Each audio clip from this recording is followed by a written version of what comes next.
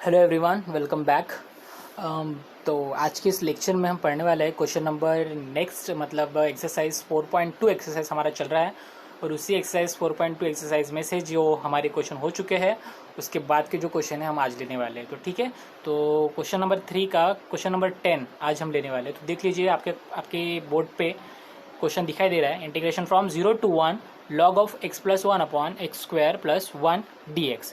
तो ये क्वेश्चन आज आपको सॉल्व करना है। तो देखिए कैसे सॉल्व करना है, चलिए देखते हैं।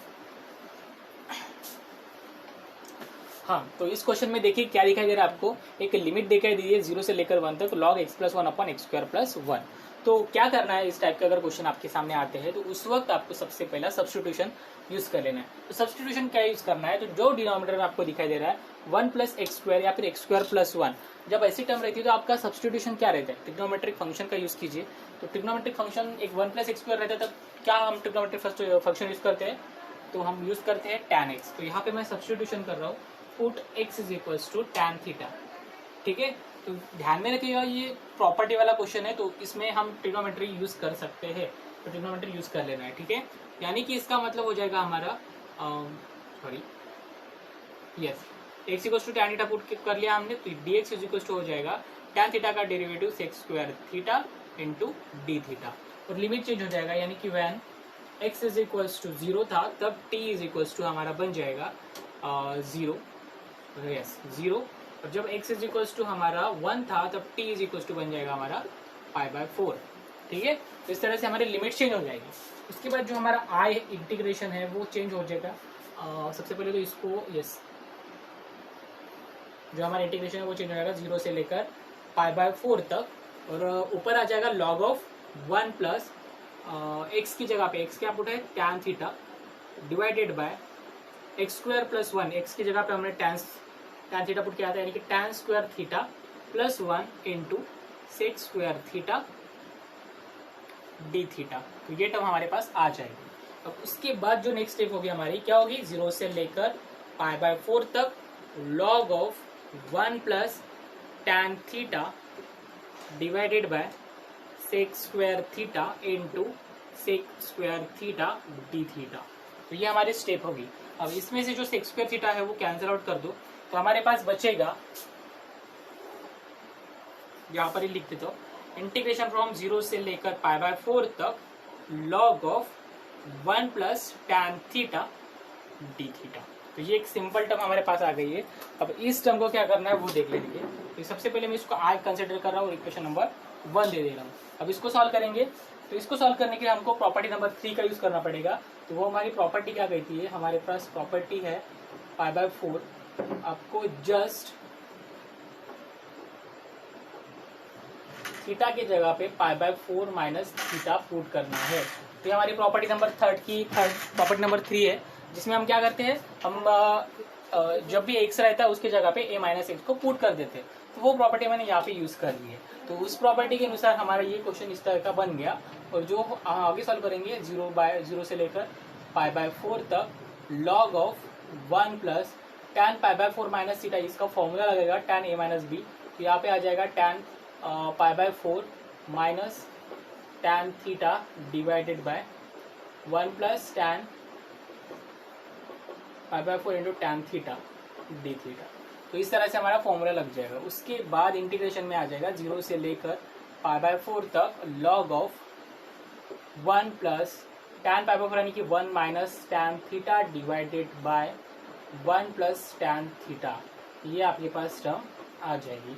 उसके बाद हम सॉल्व करेंगे इसको, और π/4 log of cross multiply 1 plus tan theta plus 1 minus tan theta divided by 1 plus tan theta d theta. तो यहाँ तक हमें सॉल्व करना है। और भी आगे सॉल्व करना है, तो देखिए यहाँ पे tan थीटा कैंसिल हो रहा है, तो कैंसिल कर दो। तो हमारे पास बचेगा 0 से लेकर π/4 तक log of 2/1 plus tan theta d theta. तो यहाँ तक हम आ चुके हैं अभी तक। ठीक है, अभी भी क्वेश्चन पूरा नहीं हुआ है, तो मैं यहाँ तक आप सब लिख लीजिए पॉज करके। मैं ये टर्म मिटा दे रहा हूँ ताकि आपको कंटिन्यूशन में मिले। ठीक है,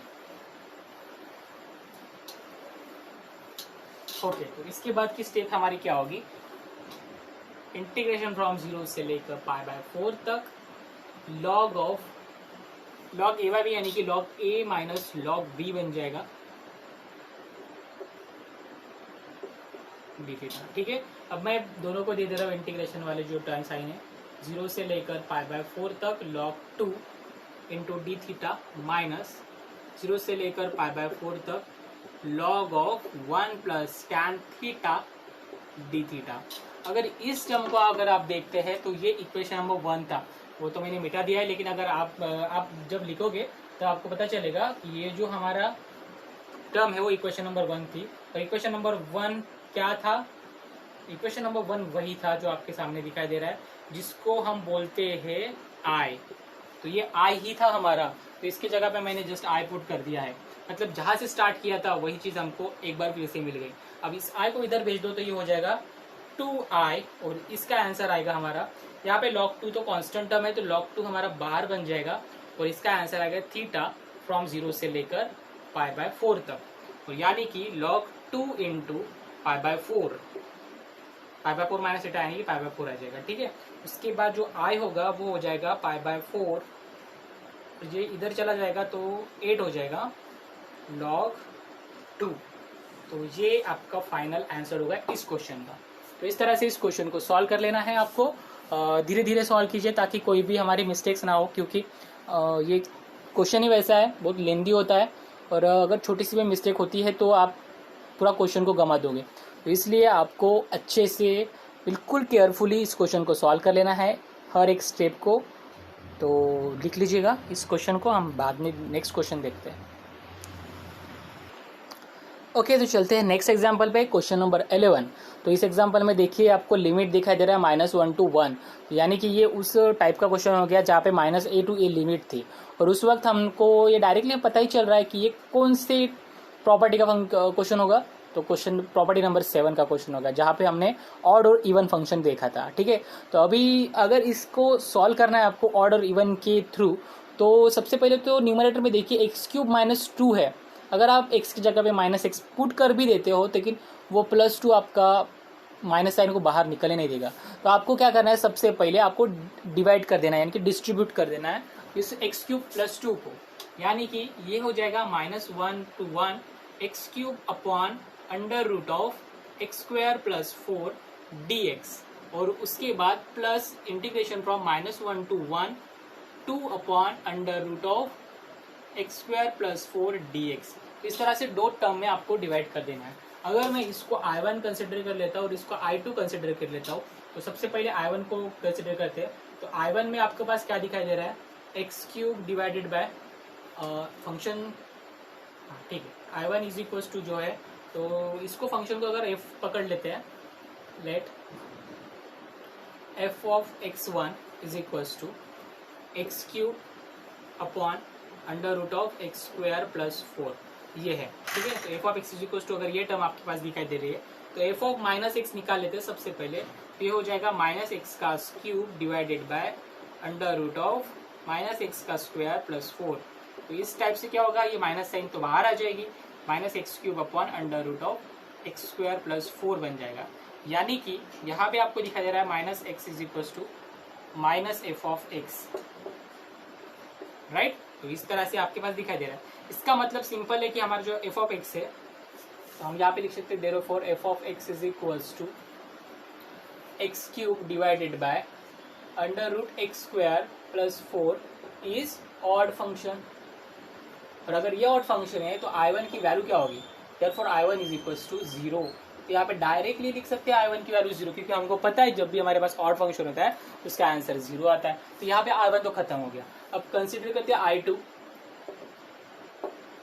I2 में क्या है आपके पास, I2 में आपको दिखाई दे रहा है is equal to -1 to 1 2 upon √(x² + 4 dx), right. ये फंक्शन आपको दिखाई दे रहा है। तो अभी मान के चलते कि फंक्शन हमारा x ये है, f ऑफ x ये है।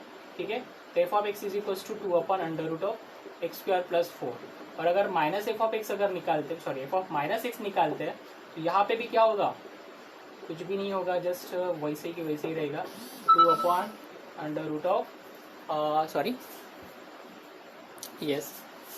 x² + 4 होगा, राइट। इस तरह से वो आपका हो जाएगा। अब देखते हैं इसके बाद क्या होता है। अगर ये देखेंगे तो ये तो फंक्शन ही है हमारा एफ ऑफ एक्स, यानी कि हमको सिंपल दिख रहा है F of X is equals to F of minus x, यानी कि हमारा फंक्शन जो है F of X is equals to 2/√x² + 4 is क्या है, इवन फंक्शन है, इज इवन फंक्शन। ठीक है, तो यहाँ पे इवन फंक्शन का पता चल गया। अभी देखते हैं क्या होगा आगे। तो इसको मिटा देता हूँ यहाँ से। ओके, यहाँ तक लिख लेने के बाद आपको आगे करना है I2 के बारे में। I2 को सॉल्व करना है।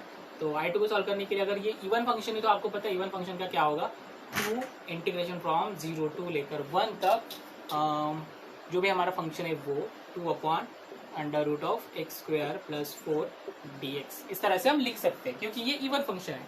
उसके बाद ये 2 बाहर आ जाएगा तो 4 बन जाएगा। इंटीग्रेशन फ्रॉम 0 to 1 1/√x² + 4 यानी कि 2 का स्क्वायर होता है, तो इस तरह से लिख देंगे। उसके बाद 4, इसका आंसर आप सभी को पता होना चाहिए, जो आंसर होता है log of x + √x² + 2² यानी कि 4, राइट। इस तरह से बन जाएगा और लिमिट हो जाएगी 0 से लेकर 1 तक। अभी लिमिट पुट कर दो तो आपके पास I2 की वैल्यू आ जाएगी। तो ये हो जाएगा log of, सबसे पहले 1 पुट कर देते हैं, 1 यहाँ पे पुट करते हैं तो यहाँ पे 4 + 1 5, 1 + √5 बन जाएगा। और 0 पुट कर देते हैं तो क्या होगा, -0 0, ये 4 यानी कि 2 log 2 बन जाएगा यहाँ पे, इस तरह से बन जाएगा। ठीक है, तो यानी कि आंसर हमारा आ रहा है log of 1 + √5 / 2। ठीक है, तो ये आंसर हमारा पास आ रहा है I2 का। अब I1 तो हमारा 0 था, तो I2 यही है हमारा। तो इसका मतलब ये है कि हमारा आंसर यही होगा इस क्वेश्चन का। ठीक है, तो इस टाइप से ये क्वेश्चन को सॉल्व कर लेना है। दो हिस्सों में आप इसको डिवाइड कर दीजिएगा, ताकि क्या होगा कि आपको इवन और ऑड फंक्शन दोनों अलग अलग मिल जाएंगे। उस वक्त आपको इजीली आप इस क्वेश्चन को सॉल्व कर पाओगे। ठीक है, कि इस क्वेश्चन थोड़ा लेंदी है लेकिन बहुत ही ईजी है अगर आप सॉल्व करते हो धीरे धीरे से। ठीक है, so write down this. Okay guys, इसके बाद जो क्वेश्चन नंबर हमारा यहाँ पे 11 था, क्वेश्चन नंबर 12 अगर आप देखोगे तो वहाँ पे आपका क्वेश्चन दिखाई देगा -a to a x + x³ - x² dx। तो वो क्वेश्चन भी बिल्कुल सेम ही क्वेश्चन है, इसी टाइप का क्वेश्चन है। वहाँ पे भी डिस्ट्रीब्यूट कर देना है आपको दो भाग में, और बाद में ऑड और इवन चेक करना है और आंसर निकालना है। बहुत ही ज़्यादा ईजी क्वेश्चन है अगर आप करते हो तो इस क्वेश्चन का आपका होमवर्क होगा, आपको क्वेश्चन नंबर 12 आपको करके देखना है। ठीक है, तो अब देखते हैं क्वेश्चन नंबर 13। देखिए इस क्वेश्चन में आपको दिखाई दे रहा है integration from 0 to 1 t² √1 - t dt। अब इस क्वेश्चन को दो टाइप से भी सॉल्व कर सकते हैं, सिंपल टाइप से और यहाँ पे प्रॉपर्टी यूज के। दोनों की दोनों सेम ही टाइप है, कुछ भी चेंजेस नहीं है। तो देखिए कैसे सॉल्व करना है हम देखते हैं। अगर आपने प्रॉपर्टी नंबर 3 अगर पढ़ा है तो प्रॉपर्टी नंबर 3 के अनुसार मैं यहाँ पे t की जगह पे 1 - t पुट कर सकता हूँ। तो यहाँ पे मैंने 1 - t पुट कर दिया है, उसके बाद √1 - 1 - t पुट कर दे रहा हूँ dt। ठीक है, by property number 3। Property number 3 आपको लिखना है वहां पे। ठीक है, वहां पे सिर्फ प्रॉपर्टी नंबर 3 मत लिख दो, जो भी प्रॉपर्टी आप अप्लाई कर रहे हो यानी कि 1 - t वाली वो वहां पे लिख दो। ठीक है, तो उसके बाद आ जाएगा 0 से लेकर 1 - t का स्क्वायर यानी कि 1 - 2t + t² बन जाएगा, और यहाँ पे अंडर रूट में 1 - 1 + t dt। तो यहाँ से ये कैंसिल हो जाएगा। उसके बाद आपके पास टर्म बचेगी 0 से लेकर 1 - 2t + t² और यहाँ पे अंडर रूट t dt। ठीक है, उसके बाद मल्टीप्लाई कर दो तो ये आ जाएगा integration from 0 to 1 under root t - 2t और अंडर रूट t यानी कि t⁻³ और उसके बाद प्लस 2 + 1/2 यानी कि t⁻5² dt। राइट, तो सिंपल टर्म आ गई। अभी इसके बाद तो आप सभी को आना चाहिए खास करके। तो इसका सबसे पहला आंसर आता है t⁻3/2 / 3/2। उसके बाद इसका लिमिट दे देते हैं, बाद में देंगे, 2 t⁻5/2 / 5/2 और उसके बाद प्लस t⁻7/2 / 7/2 और लिमिट 0 से लेकर 1 तक। अब डायरेक्टली आंसर लिख दो, तो 0 था तो 0 ही होगा।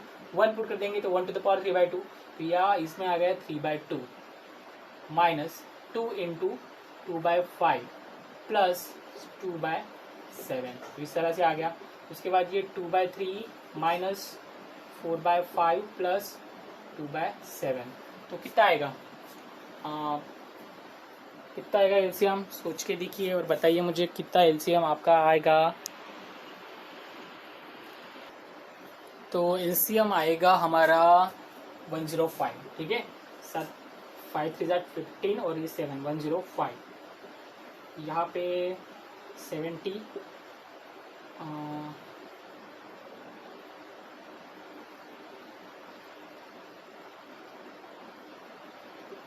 84, 30, ठीक है। इस तरह से आ जाएगा।